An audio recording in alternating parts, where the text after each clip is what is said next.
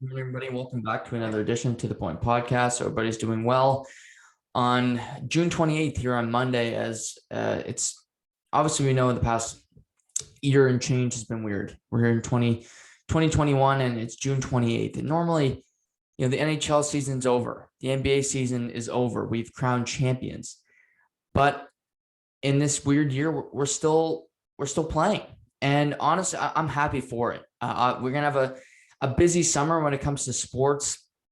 Obviously, we have the Olympics, which were supposed to be played last year, which I'm very happy that they're going to go through in Tokyo. Those athletes that really only get the spotlight once every 4 years will get their opportunity to go for gold. And there's that. Starting today, we have Wimbledon. We haven't seen play at the All England Club since 2019, where Simona Halep and Novak Djokovic won titles respectively. And starting this morning, we're seeing action on the courts at Wimbledon. So that's another positive sign. But this season, it was kind of in doubt. Never for the NBA, the NHL. They're always more skittish, and they're kind of like our government here in New Brunswick. They're always behind the eight ball when it comes to moving things forward. I could lament Nova Scotia a little bit more than New Brunswick lately, but nevertheless, I like to see things progress a little faster than they are, but that's just me nitpicking. But we're here in this position, and we're going to see the Montreal Canadiens play for the Stanley Cup. Now, the Montreal Canadiens have been a staple in the sport of hockey. You think of hockey, I think the three franchises that come to mind, for better or for worse, whether these should be the three franchises you think of or not, are the Toronto Maple Leafs, again, maybe for the wrong reasons, the New York Rangers, and the Montreal Canadiens. In my life, I was born in 1998. These three franchises really have been a non-factor. The New York Rangers have not won a Stanley Cup since 1994. The Montreal Canadiens have not won a Stanley Cup since 1993. And you have the Toronto Maple Leafs in 67. But for these three franchises, only the Rangers have made a Stanley Cup final in my life. I saw the Rangers lose to the LA Kings in 2014. And this is a big deal for the sport. This would be like the Dallas Cowboys, in a way, getting to a Super Bowl, which is hard to imagine. But when you think of underdog stories and you think of a tournament like March Madness is all about Cinderella stories. Butler, back-to-back seasons getting to the Final Four. Loyola Chicago getting to the Final Four in 2019. Florida Gulf Coast. Well, somebody would have said at the beginning of the season, before the playoffs started, before everything, the Montreal Canadiens are going to be in the Stanley Cup Final. You would have gotten knocked out by somebody because you would have said, you're wrong.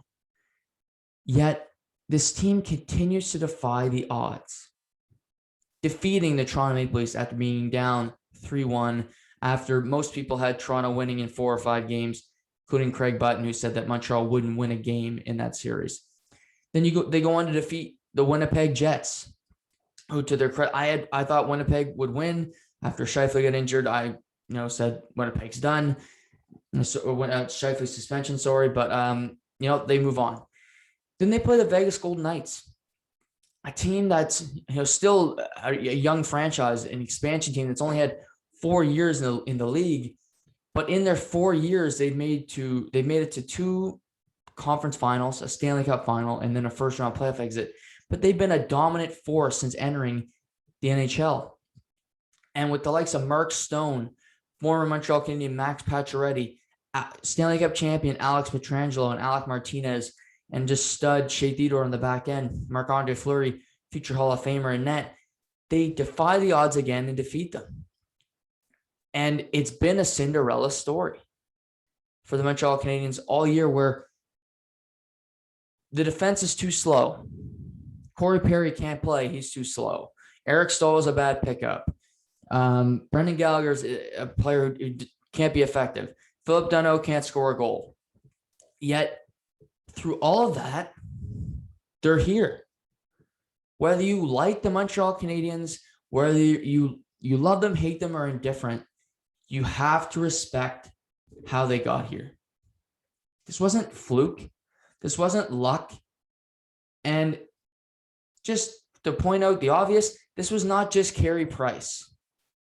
Carey Price has been good in these playoffs. Don't get me wrong.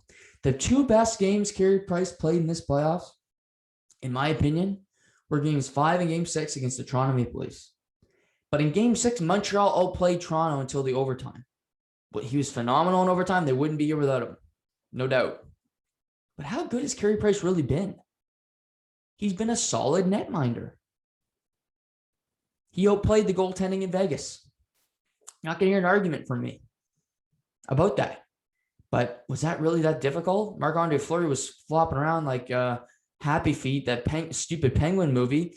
And then Robin Lehner is Robin Lehner. Connor Hellebuck is not a great playoff goaltender. And the Toronto Maple Leafs, Jack Campbell wasn't the problem. But again, Jack Campbell, Carey Price, it's like saying, okay, I'm going to go buy burgers at Costco, or I'm going to go get them, wherever else. Cheap ass burgers. Anyway, it's been a team effort. And that's really what's been impressive about this team, is just how they're doing it. In the last series, the line of Terry Lehkonen, Philip Danault, and Brendan Gallagher had one goal, that line. But it turned out to be the overtime winner when Philip Danault assisted Artturi Lehkonen in a minute and 39 seconds into Game 6 to send the Montreal Canadiens to the Stanley Cup Final. It's been a balanced attack. Shea Weber scores a goal in Game 6, his first of the postseason. It's just they find a way. It's low scoring. They score the first goal, and they normally win.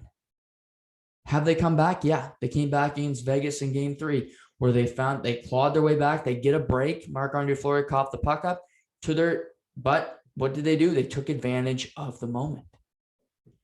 And that's where they sit. The Montreal Canadiens, they're comfortable, they're confident. They have a 4-lined attack where we've seen the Caulfield to Foley line be really productive. Cole Caulfield's a rising star. Who knows? I mean, the kid was playing at Wisconsin a month and a half ago. People saying that this kid's going to be a superstar in the league, I think it's a bit presumptuous. I think he's having a great Stanley Cup run. He could win a Stanley Cup in his rookie season, which is just incredible. Magic Johnson-esque. But at the same time, we need to pump the brakes. We don't know if Cole Caulfield's going to be a superstar for the Montreal Canadiens for decades to come. And even a dire Montreal Canadian fan could have to agree with that, because we've seen too many players that you think are going to be great that just aren't. Do I think the kid's got swagger? You're damn right. And I think he's a really good player. The thing you can bank on, Caulfield, Toffoli been great. Nick Suzuki, I mean, you listen to this podcast, you know how I feel about this guy. This guy's a winner. He's a 200-foot player, and he shows up in big moments. He's not afraid of the moment. This team reminds me a lot of the Atlanta Hawks, who are playing in the NBA playoffs right now. They're down 2-1 in their Eastern Conference Final Series, but they're too young to know better. A lot of these guys, Caulfield, Suzuki, Kotkaniemi, they don't know any better. They don't know that they shouldn't win. The Montreal Canadiens shouldn't beat the Vegas Golden Knights, but they did. And a lot of it's just, as you get older, you think more about it. Listening to players, you think, am I ever going to win a championship? In Dan Marino's second season, he won the MVP. They get to the Super Bowl. In that Super Bowl, he flung the ball around. They didn't win, but I'm sure he was thinking, I'll be here again. He never made it to another Super Bowl. But I'm sure that season, I'm playing with house money. I'm in my second season. I shouldn't be this good this fast, but I am. That's the Montreal Canadiens. They're here. Now, looking at their opponent, the Tampa Bay Lightning, who will host Game 1 tonight at Amalie Arena in Florida. They are the opposite. They are the Trojan horse. They are the front runner. To start this season, to pick a Stanley Cup favorite, if Tampa Bay was not on anybody's list, you're an idiot. Just be fair, I had Tampa, Colorado in the final. I was wrong. I was half right. I got Tampa right, but obviously Colorado was ousted by Vegas. But Tampa has been the presumptive favorite all year. Now, they came third in the Central Division, behind Florida and behind the Carolina Hurricanes. But they beat Florida in 6 games. Tight, physical series, but they get through it. Then they face Carolina Hurricanes, who have the coach of the year, who have one of the best defense cores in hockey, have been probably one of the most impressive teams all year, other than Colorado, in my opinion. And they dust them in 5 games, winning 2 of those games 2-1, playing a style that you see a lot of defensive teams play. Tampa can play it because they're that damn good. Then they go and play the New York Islanders. And the New York Islanders gave them everything they had. Every bit of sweat and tears they brought into that series. The fourth line banging the hell out of them. The defense core of the New York Islanders full of just piss and vinegar guys like Scott Mayfield, Nick Leddy, Adam Pelech. But they survive it. And they battle through. They win in Game 7, a 1-0 hockey game. Again, showing their versatility that, yeah, if you want to play 6-5, we'll outscore you. But you want to play that 1-0, 2-1 game? No big deal. We'll win that game too. And that's a Tampa Bay Lightning. To be the front runner is difficult because you're always in the lead. But you have people on your ass the whole season. And to their credit, they knew it from the drop of the puck. It's difficult to repeat. Pittsburgh Penguins did it in 2017, with a great team with Crosby and Malkin still in the prime of their careers. And they battled through it and they won the Stanley Cup. The Tampa Bay Lightning are in the position to do the same thing. And in this salary cap era where players are forced to just basically get dumped overboard, like pirates of old, it's tough. The Tampa Bay Lightning, the league can say, oh, they broke the cap, and Kucherov had hip surgery. Who's going to volunteer to have hip surgery? The guy was injured. And they teams are doing it. The Toronto Maple Leafs do it too. They're out in the first round. So you can't use that argument. Carolina Hurricanes, Dougie Hamilton complained about it. They could have used it, but your owner's too damn cheap. So maybe go to Tampa on your next contract, take a little less money. Maybe you could reap the benefits. But this team kept some of their parts. They kept Luke Schenn. Again, is he playing every night? No, but he's a depth piece that they wanted to. They acquired Barclay Goodrow and Blake Coleman at the trade deadline last year. They've got Ryan McDonagh, which is just incredible because I think he's been better than Victor Hedman in these playoffs. He's been their best defenseman. And you win a cup last year without your captain in Steven Stamkos. And in these playoffs, he's been like their 7th best player. I'll run through that list if you want. I think obviously Braden Point's been a lot better than Steven Stamkos. That's no brainer. Nikita Kucherov's a better player than Steven Stamkos. Victor Hedman's a better player than Steven Stamkos. Andrei Vasilevsky, better player than Steven Stamkos. I think Anthony Cirelli is a better player right now than Steven Stamkos. Ryan McDonagh is a better player than Steven Stamkos. Then I'd probably have Stammer 7th. Palat's right there too. But it just shows you how good this team is. I can name 6 guys, and I feel very confident about those 6, that they're better than the captain of the team making $8 million, really, the face of the team. And this is how good this team is. So on paper, Tampa, in the back of the mind, at the beginning of the year, saying, okay, who's going to be our biggest competition? Well, you got Nathan McKinnon and the big bad Colorado Avalanche. That's going to be tough. Or Vegas. Vegas, they're building a team. They got Pietrangelo in the offseason. They got great goaltending. Mark Stone, he's a great player. That's going to be a tough matchup for us. But to wake up on June 28th this morning and to say, game 1, we got home ice. We got the Montreal Canadiens. On day 1 of the season, they'd have a parade. I don't think that's the case anymore. Anyone who says that the series was going to be a cakewalk, I think you're doing it out of hatred towards the Montreal Canadiens. It's like Toronto fans might say this is going to be a dusting. Toronto fans say it was going to be a dusting in round one. And you were wrong.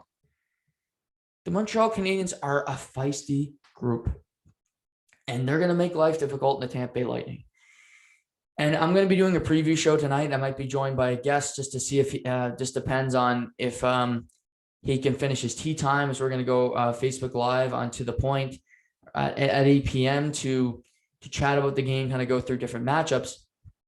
But let's just start off here looking at the big picture. For Montreal in this series, for me, if Montreal is going to win the Stanley Cup, they need to do a few things. And one big point of emphasis for me is coaching. Because in these first two games, you do not have the last change. But how are you going to get Philippe Danault on the ice against Braden Point? It is imperative that Danault, Gallagher, and Lehkonen are the line that goes up against Point, Palat, and Kucherov. That is your most effective shutdown. Philippe Danault has been putting on a clinic on how to play defensive hockey in these playoffs. He doesn't give you anything. He shuts down the middle of the ice. He makes life very difficult for you. And he's just he's a horse in the middle. He wins draws. He knows where to be. He's in the right position. Is he going to put up a lot of points? No, but he's going to keep the opposition from scoring. Case in point, Mark Stone had 0 points in the conference final against Montreal. You could say Philippe Danault won them that series. I mean, Mark Stone having a great series, Vegas probably wins it. But Philippe Danault shut him down, and that's a huge emphasis. So coaching, can you get the right matchups on the ice?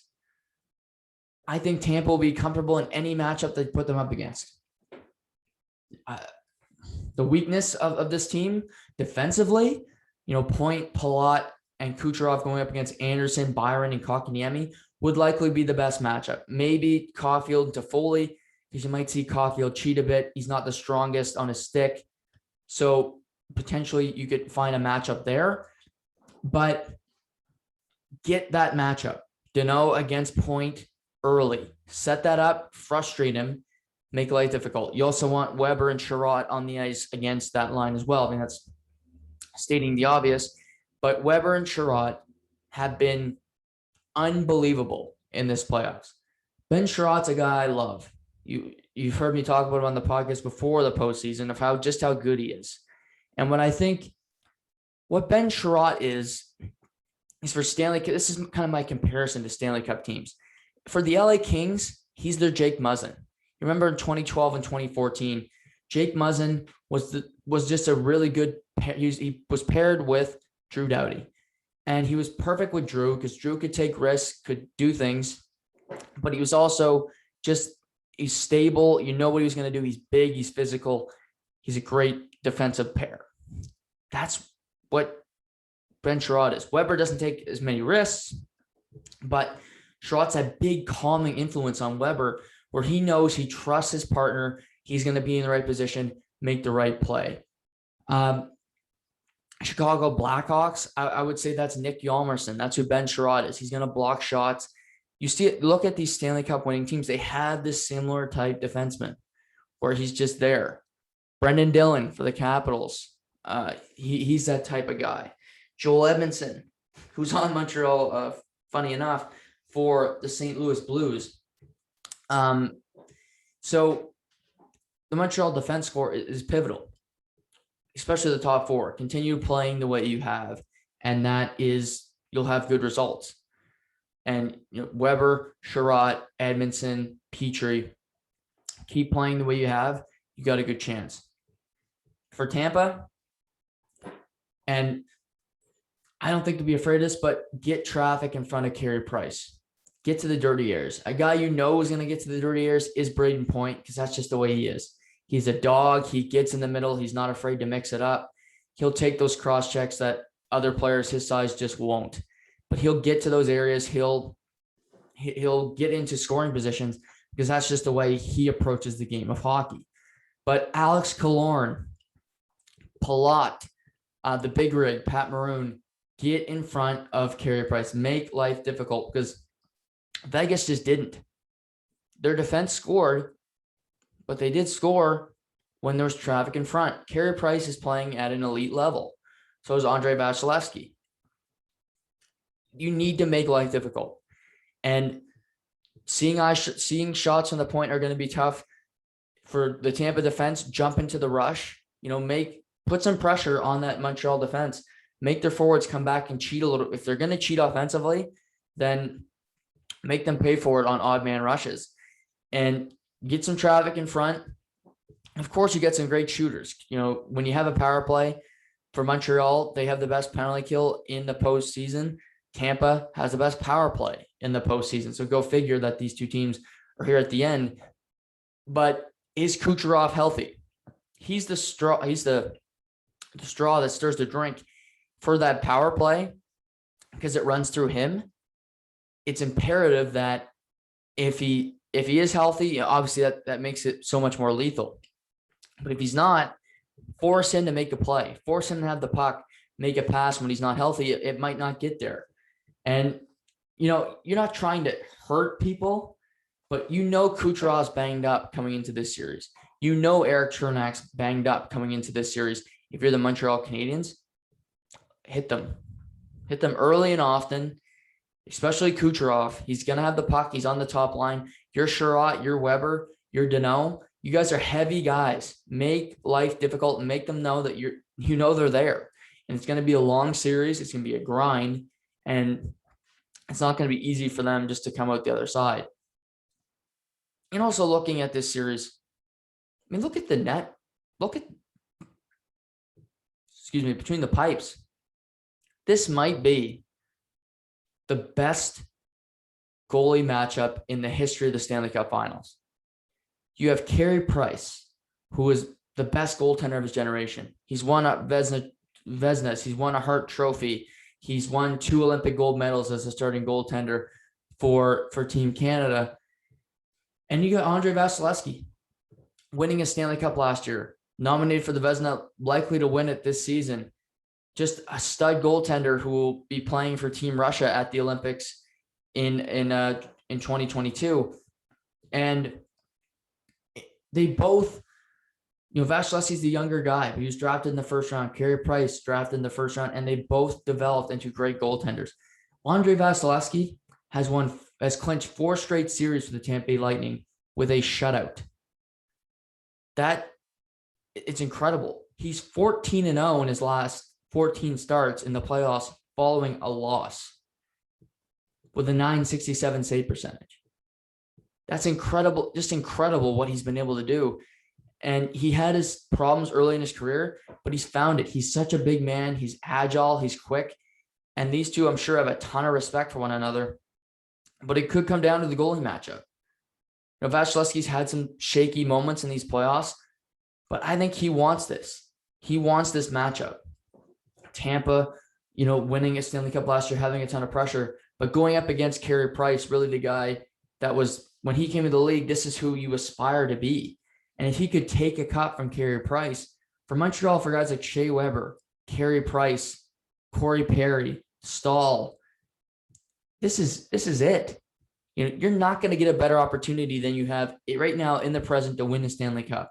If Carey Price doesn't win one this year, more likely than not, he will never win one. Montreal in 1993 won the Stanley Cup. In 1994, they didn't even make the playoffs. I could see that happening with this group. I do think they're building something, but you have an opportunity to win Lord Stanley now, and you're going to get a lot more wiggle room from fans, even Montreal, if you win a cup and miss the playoffs next season. You can take that a bit better, knowing, well, at least we got a trophy in our building from last season. But for these guys, we see it. We see the New York Islanders when they lost. Matt Barzal talking about how tough it is to lose that series with a guy like Andy Green on the back end, a veteran who, this might be it for his career. Could this be it for him? Matt Martin and Paul Mary's Zajac on that Islanders group, how you want to win for them. And Montreal kind of has that mentality right now where they're saying, we want to win one for Corey Perry. He does have a cup, but it was back in 2007, but he's working so hard. Eric Stahl in 2006, Shea Weber, even Carey Price. We want to win one for them. Caulfield's like, I'll be back. Well, you might not be. We see how difficult it is to win championships in pro sports. I mentioned Dan Marino before. Not everybody is going to have a Tom Brady arc where you get to 10 Super Bowls, you win 7. That's once in a generation type. First of all, that's once in a generation type talent, but it's also luck. You need a lot of luck to get to 10 Super Bowls, to be in that position. And not everybody's going to have. Some people are going to maybe have the Mike Bossy treatment where Pat Maroon, the big rig for the Tampa Bay Lightning, is looking to win his 3rd straight Stanley Cup. Won one in his hometown of St. Louis in 2019. They let him walk. He goes to Tampa Bay. He wins a Stanley Cup last year. Now looking for his 2nd in Tampa Bay. He beat his 3rd straight cup in a row. Some people have that Pat Maroon, potentially Mike Bossy arc, where there's also teams or just people where in their career, they're Jim Kelly. They go 0 for 4 in Super Bowls, and you're a great player. Shea Weber is a great player. Carey Price is a Hall of Famer, but potentially you get skunked in your career when it comes to winning a title. But you're in a position to win one now, and you need to grab it while it's here. And I'll go into more detail about the matchups tonight, but I think this is going to be a great Stanley Cup final. 2 Eastern Conference teams, which is different. I didn't think I'd love it, but I'm fine with it now. One storyline tonight is Joel Armia obviously plays in that 4th line with Eric Stahl and Corey Perry. He is in COVID protocol. Montreal has not announced if he's tested positive for COVID, but I know yesterday it was reported that he would not be traveling with the team. So if he does not test positive, I believe if he comes back with a negative test, he should be eligible to play. So I think he's in protocol, so obviously he's not traveling with the team for safety. But if he was come up with a negative test, he would be able to, take it. I'm sure they'd fly the plane back, grab him, and he could go to Tampa Bay and play. That's how it kind of works. So he potentially could be out of game 1, likely out tonight of game 1. I think we'll see Jake Evans inserted into the lineup, who we've not seen play since the hit from Mark Scheifele where he suffered a concussion. But he would add a different element to the team, but they don't want to mess up their chemistry right now. Their lineup is, they're 11-2 in their last 13 games. So they're chewing really well lately and how they've played. And also, Dominic Ducharme still has COVID. He's eligible to return in game 3, so he will be on the bench for game 3 in Montreal on Friday night. That's another gripe I have.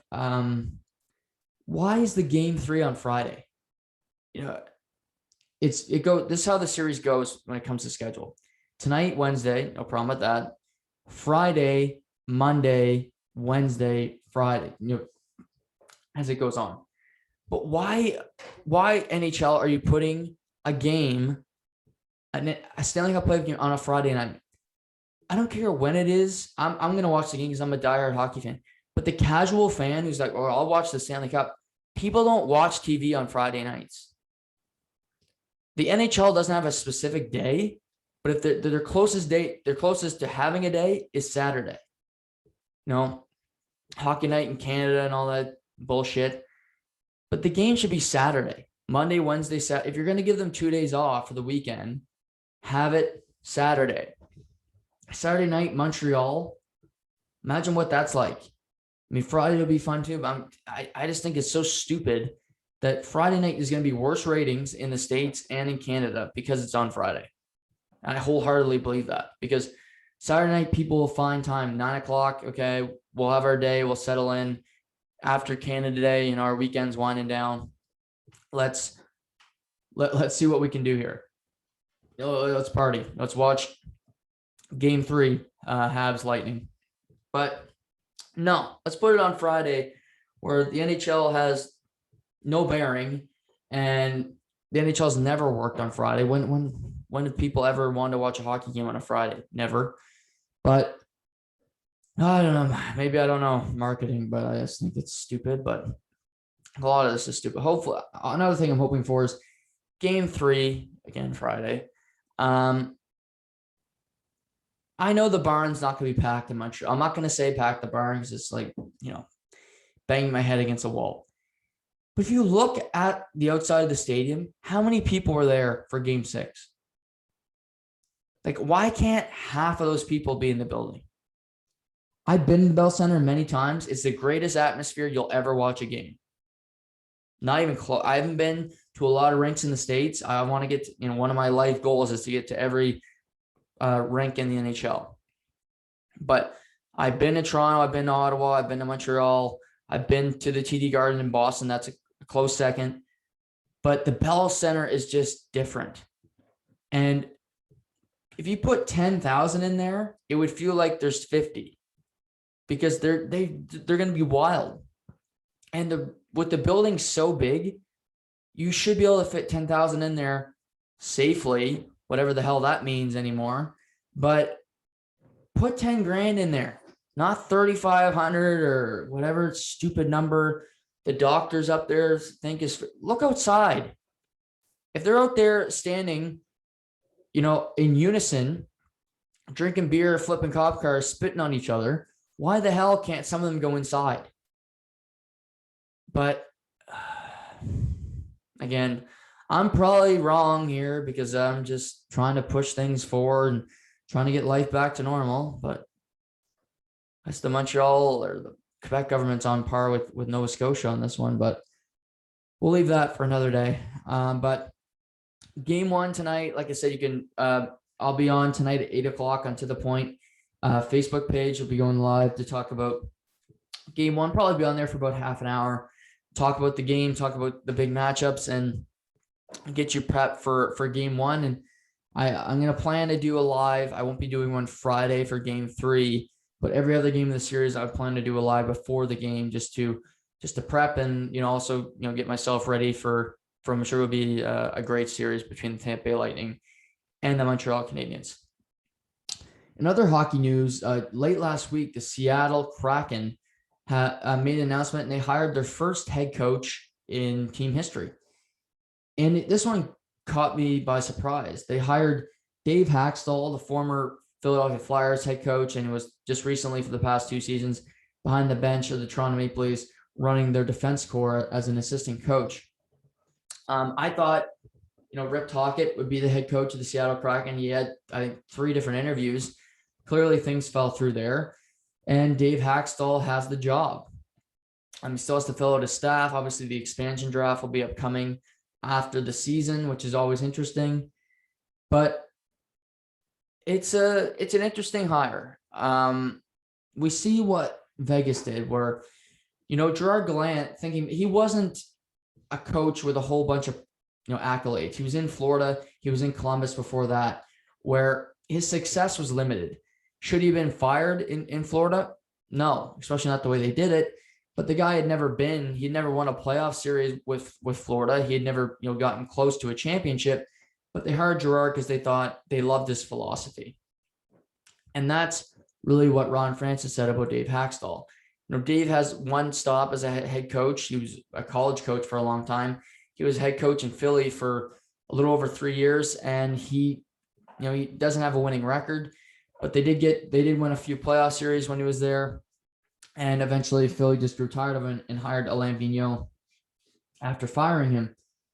But I don't think it's a bad hire. Obviously, he's used to pressure. Coaching in Philly, coaching in Toronto, you're gonna face some pressure. And I think Dave is going to be under more pressure than people think. And the reason for that is Vegas. The Vegas Golden Knights have ruined expansion for every team. You could look at baseball if they do an expansion and be like, well, the Vegas Golden Knights did this in their first season. I think that's going to be a narrative. And for Seattle, they're going to be put under that window. How are you going to look? they're not going to be able to take advantage of trades like Vegas did. But for some organizations, I believe they will. Here's one. The Tampa Bay Lightning have Tyler Johnson under contract for another 2 years.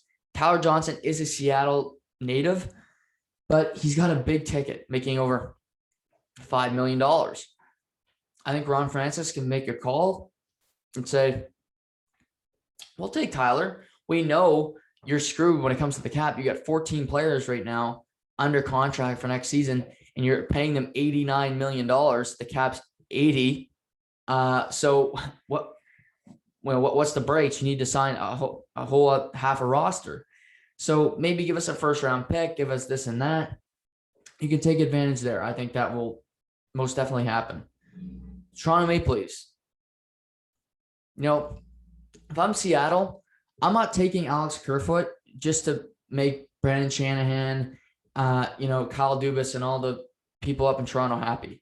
I'm not taking this player that I don't like at all because I don't think he's very effective, but I'm not taking him in his $3.5 million ticket just to put a smile on your face so you can go sign a backup goaltender for 1.5.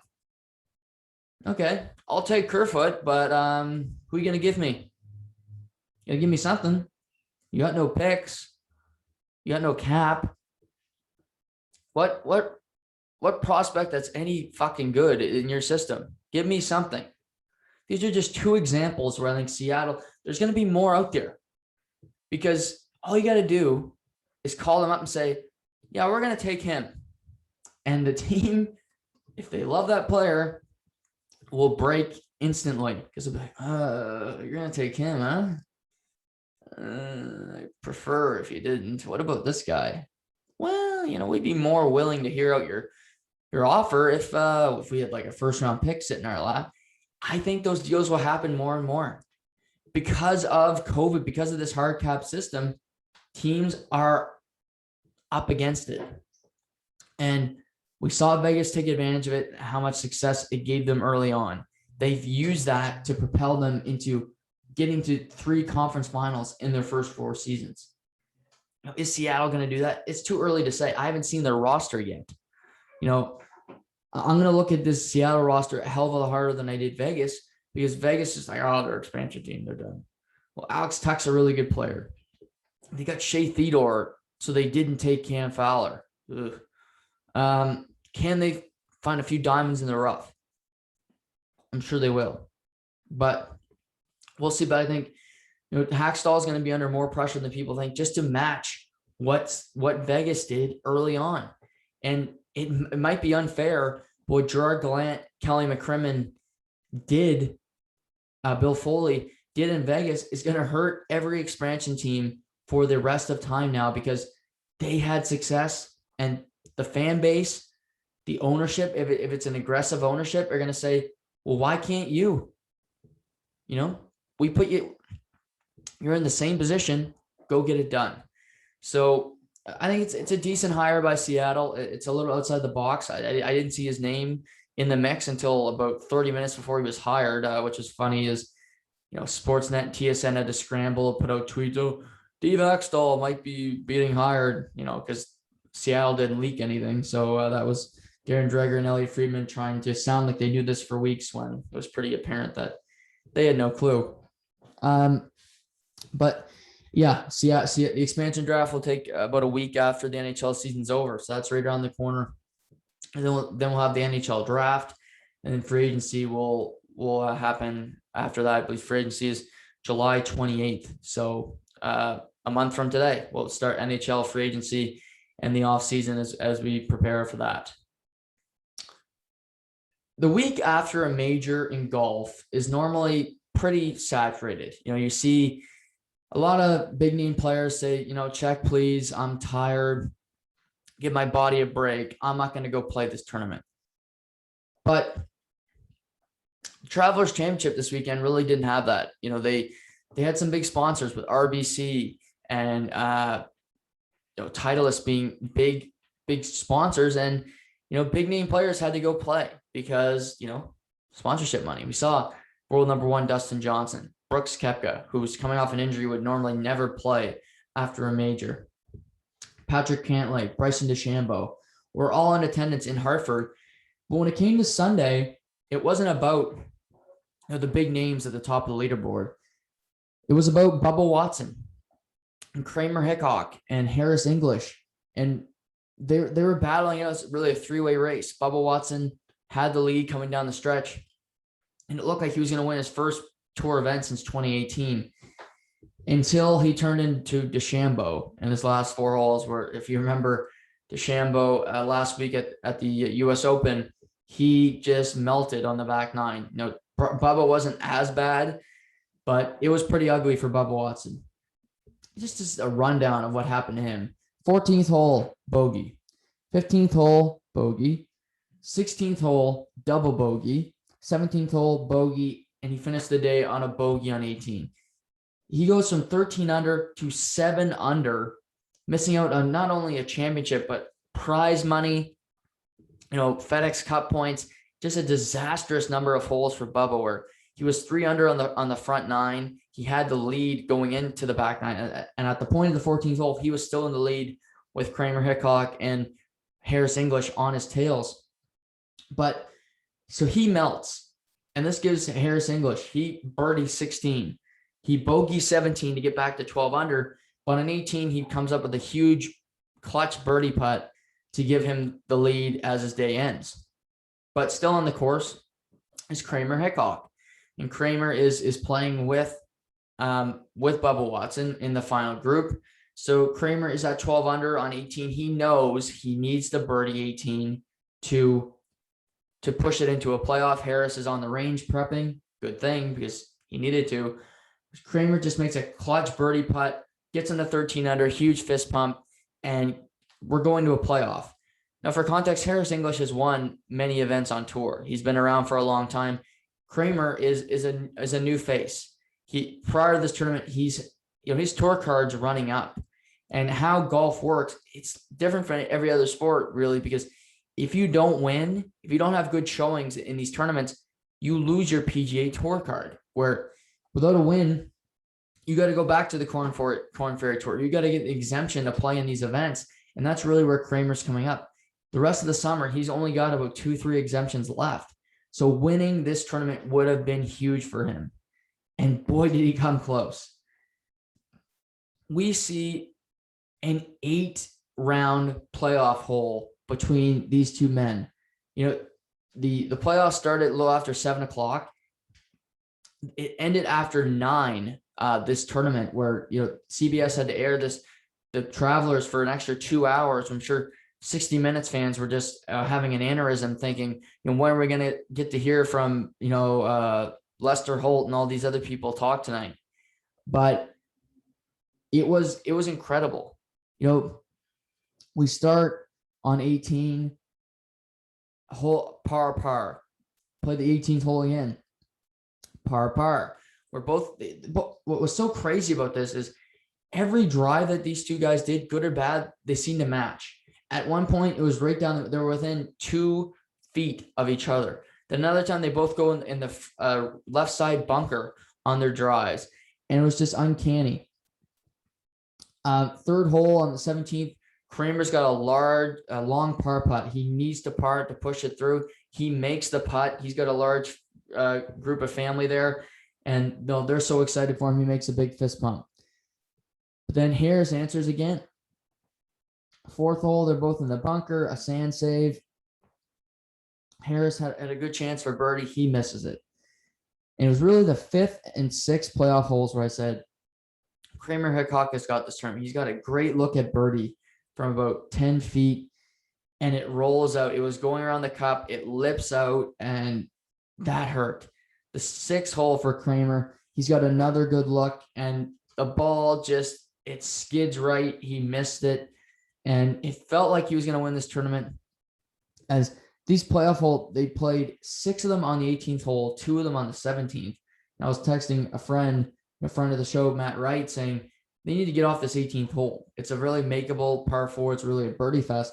Both of these guys were just struggling. They were parring. But finally, on the 8th playoff hole, it's still on 18.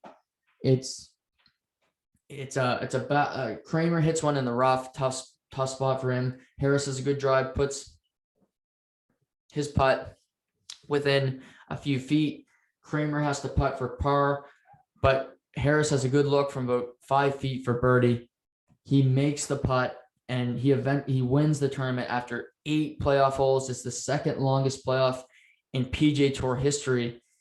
And, these names are not household names, but what this proves yet again is this was 2 hours of just fantastic. There's no NHL. There's no NBA yesterday. There wasn't any NBA till 9:30 last night. What this proved yet again is that golf is so damn entertaining. If golf isn't fun to watch, okay, flip to figure skating. Then you'll really have an aneurysm with the 60 Minutes fans, because that's when you're up shit creek and you're bored. This was fantastic theater. Both, Kramer looking for his first career PGA Tour win. Harris, with this a huge win for him, it propels him into second in the FedEx Cup standings. Where how that works, at the end of the year they play 3 playoff tournaments at the end of the year, where the further you are in the FedEx Cup standings, the better odds you have. You're gaining in strokes. So you'll start the tournament, so many strokes ahead of your competition, and that the winner of that tournament wins over $10 million. It's a huge event. So Harris passed John Rahm, passed Bryson DeChambeau with that win.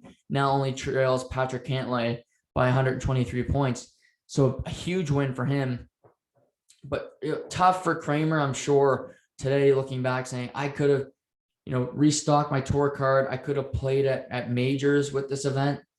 But ultimately, great theater, a great tournament at the Travelers. After a weekend of a major, you never really want to have this. The Travelers, you're saying, we don't want this a weekend after a major. This is great. Fantastic theater. We have the Rocket Mortgage coming up this weekend in Detroit. Then we have the John Deere, and then we have the Open Championship, in Sandwich, England in a few weeks. So some great golf here to come. We'll still have obviously golf at the Olympics. So we'll see what happens with Mackenzie Hughes and Corey Connors already coming out and saying that they'll be playing for Canada at the Olympic Games in Tokyo.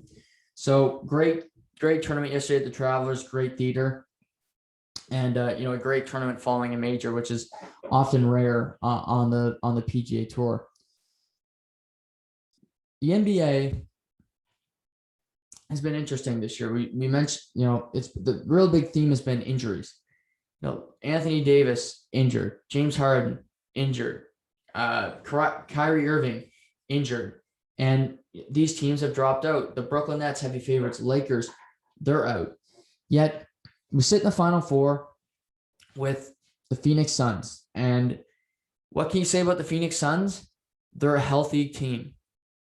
Chris Paul was out for a period of time because he had COVID, but that's not an injury. They've been healthy all postseason. And what's hampering their opponents, the Los Angeles Clippers, a big part of their team, is an injury. Kawhi Leonard, the often injured superstar, is out.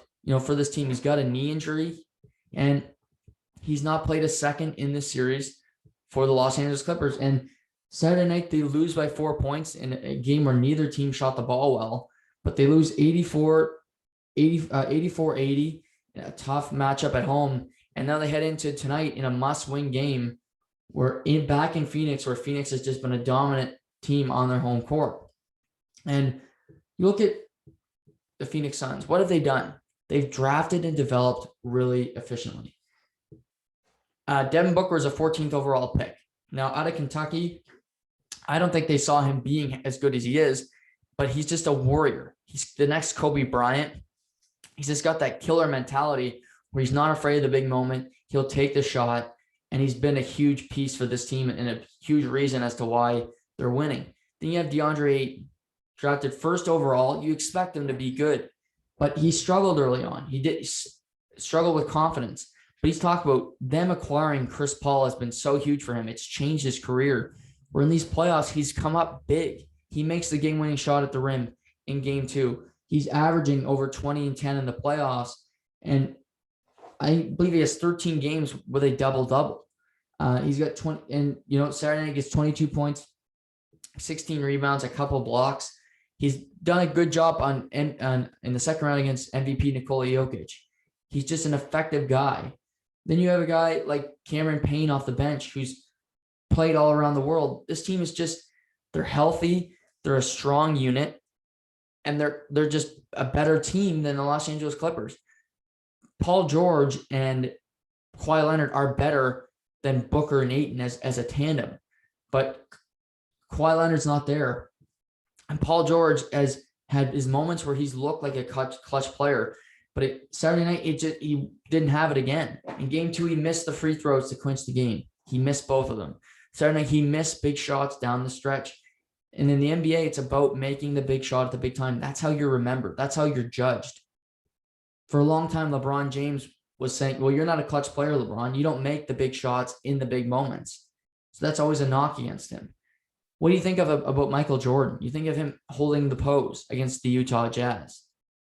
You think of John Paxson making that shot to win the championship for those aforementioned Bulls. You think of Ray Allen making the corner 3 to push it to overtime in Game 6 of the 2013 NBA Finals against the San Antonio Spurs. These big shots are what you're remembered for. And in these clutch moments, Paul George just hasn't been there enough. Now, do I think it's all on him? No, because you're playing shorthanded. You're playing without a superstar. You're not supposed to be the alpha. Kawhi Leonard is a better player, and you're put into a position where you've had no success in your career. But the Clippers head into tonight where they're on the road, they're down 3-1, and we're going to see if they have any fight. Do you have fight left in you? You're down 3-1. Tyronn Lue said it's very doable to come back. And looking at this series, it should be tied. In Game 2, you can't let DeAndre Ayton get to the rim. That's a win. Game 3, you obviously win. Game 1, they lose by 6 points. It's been a nip and tuck series. But it's these clutch moments where they need to get a lead. Be a front runner. Get a lead and don't let Phoenix back into the game. That's my advice for the Clippers tonight. And, Marcus Morris Sr., to me, is clearly injured. So if he's not really productive out there, give Nicholas Batum his minutes. Batum's really good defensively. He's been tough on Devin Booker. We've seen Beverly do the same thing. But continue to have Booker struggle and make guys like Ayton, Chris Paul, Mikal Bridges, make them beat you. They're not the same shooters. They're role players. And if you're relying on role players to win a game, you're likely not going to. Reggie Jackson's been great for the Clippers in these playoffs alongside Paul George. So keep him going and try to get DeAndre Ayton in foul trouble. If you're Zubac, get into the paint, make Ayton's life difficult so that they lose their big man presence on the court and you have an easier time getting to the rim. But I like the Suns. They haven't been to an NBA final. They're basically like Montreal getting to a Stanley Cup final. Obviously, Montreal is a more storied franchise. But the last time the Suns made the playoffs was Charles Barkley's team losing to Michael Jordan. And we see a lot in The Last Dance. Steve Nash and co with Amari Stoudemire got to 2 straight conference finals when Steve Nash won back-to-back MVPs, but they could never get over that hump. It'd be great for Phoenix to win tonight. Because in the other series, Milwaukee-Atlanta, Milwaukee's up 2-1. But who knows? Get some rest here. Prep for that next round. Make sure Chris Paul's okay. He had COVID. Make sure he's okay with his fitness. Get him in better game shape. Have him ready. But for certain that you're playing 2 more games in Milwaukee, Atlanta. Game 4 is tomorrow night in Atlanta. Game 5, Thursday night in Milwaukee. So, and I suspect Atlanta will win tomorrow night. So I think that at least goes 6. So that pushes you into the weekend and you get a breather and maybe you start Monday with game 1 of the NBA Finals. But get some rest, close them out tonight. Do not give the Clippers any hope. That's the worst thing you can do. Close the book on them and push yourself into an NBA Finals tonight because you do not want to give this team hope. Maybe Kawhi Leonard can come back in game 6, back in Los Angeles. Maybe it's a smokescreen saying that he'd come back later in the series, but you don't want to have that option where Kawhi Leonard can just jump off the bench and, come be the hero. He's capable of it if he's healthy. We saw him do it with the Toronto Raptors in 2019. but don't give him that option tonight. So game 5 tonight, Phoenix, Clippers at Suns, where Phoenix will look to advance to the NBA Finals. Like I said, the other Eastern Conference Final, we get Hawks, Bucks. Last night it was Trae Young had a great first half, but he got cold in the second half, and he really didn't have a whole lot of help. He got banged up a bit, but Bogdanovich is clearly injured. He's not really been an effective player. John Collins is going to need to be the man in game 4. You need a secondary guy to play big. They won in game 1 because John Collins was that guy. Clint Capella needs to be better on the offensive end, just grabbing rebounds, getting extra possessions. Because Trae Young is not a great three-point shooter. He shoots under 33% from 3. He needs to continue to be aggressive, not be afraid of the shot.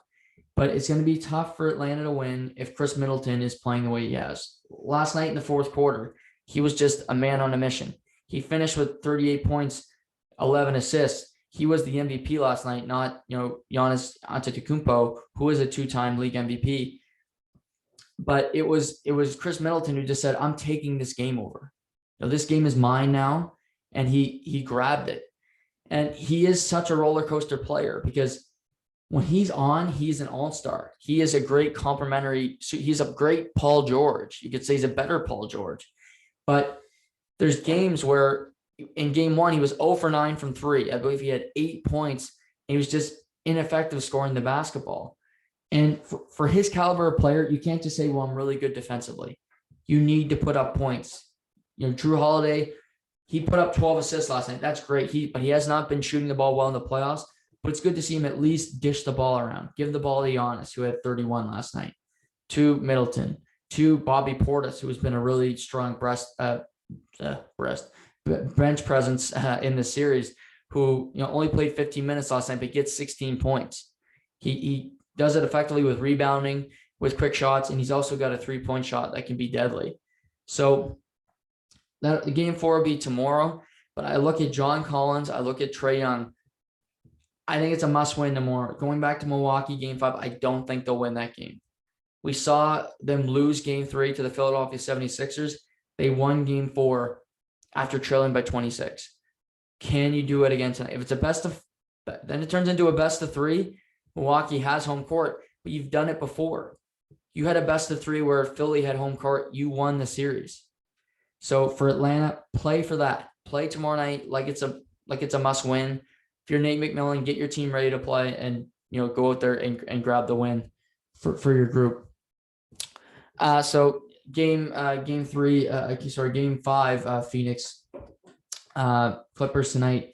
We also got Hawks Bucks tomorrow night in game 4.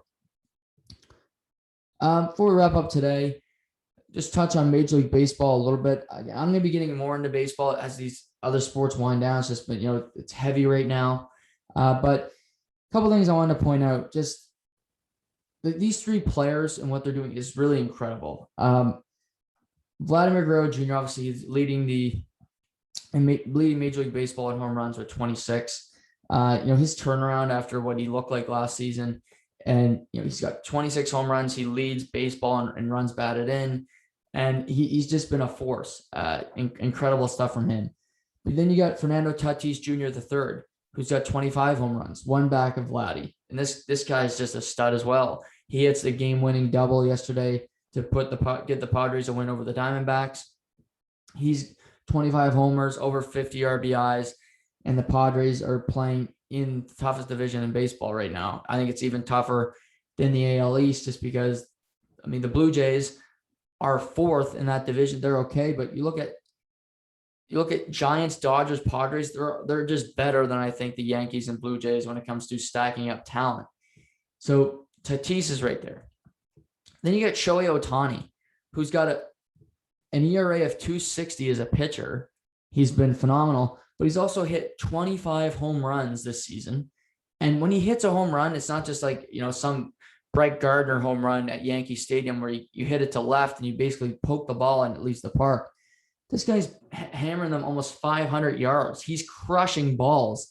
And yesterday, what a day as the Angels get a win over the Tampa Bay Rays, where he goes 3 for 4 with a home run, a double, and a triple. He has 4 RBIs, and they beat the Rays 6-4 in Tampa Bay. And to me, obviously, Vladdy and Ohtani will be battling for the American League MVP. Tatis I don't see his competition in the National League. Ronald Acuna has slowed down a bit. He hit his 21st home run yesterday. Obviously, still an elite player, but I don't see anybody close to Tatis Jr. right now. We still have a long ways to go in this series. Guys will emerge. I'm sure more will emerge in the American League as well. I mean, we're a few weeks away from the All-Star break on July 12th. But right now, it's a 2-horse race in the American League with Ohtani and Vladimir Guerrero Jr. But, for Tatis, he's really just playing by himself right now. No Dodger has been fantastic. Cody Bellinger is batting .224 on the season. Mookie Betts hasn't been that great. You look at Francisco Lindor for the Mets, who they thought would have a big season. He's starting to play better, but again, it was a slow burn to the start of the season for him. So he's faltered a little bit. But for these guys, it's just incredible what they're doing at a young age. Obviously, Vladdy and Tatis are a lot younger than Shohei, but Shohei to be doing both, being Babe Ruth and having this kind of success in both pitching and batting, even though his team's terrible, it's super impressive. And just talking about that division, I mean, the Giants continue to win. They lose yesterday to Oakland, but they're first. You got Dodgers and Padres who are separated by a game. So interesting. And then you got the AL East, where the Blue Jays have won 7 of the last 8, but they still trail the Red Sox and Rays by 6 games after this incredible stretch where they've beaten up on bad teams and the Orioles and the Marlins. But the Red Sox, they sweep the Yankees again this weekend. They're 7-0 this season against the New York Yankees. And they blow up Garrett Cole yesterday for 6 runs in the first 2 innings. Just JD Martinez, Devers going deep off him. And it was an ugly day for the Yankees, and obviously just an ugly day all season for the Yankees. Ugly season so far for the Yankees against the Red Sox. Still a lot of games to be played in that series, but to lose your first 7 is ugly. And you're looking at the American League East, where I mentioned the Blue Jays are in 4th. They gotta claw their way back here. They sit 6 games behind of Boston, 5.5 back of Tampa Bay. They did pass the Yankees yesterday, with the Yankees losing. With the Yankees losing again. And then you got NL West, you got San Francisco 50-27, just incredible what they're doing. Dodgers trail them by 3.5, and the Padres trail the Dodgers by a game. So it's a tight race. I think those 2 divisions are the toughest in baseball. Obviously, what Milwaukee and Chicago are doing is great in the NL Central. And also Houston and Oakland separated by 2 games, 2 really good teams as well in the AL West. But like I said, I'll be getting more into baseball and what's really happening there as these other sports wind down. But that's just kind of a few headlines that I'm going to touch on this morning. But tonight I'll be live on Facebook at 8:00 previewing Game 1 of the Stanley Cup Final. Hope you guys can all join me. It should be a lot of fun. But I'll be back tomorrow with Seamus as well for our Breaking Bad Season 2 finale, as we touch on the last 2 episodes of Season 2, which are really emotionally packed and really interesting in their own right. So as always, have a great day, everybody. Stay safe, and we'll talk soon.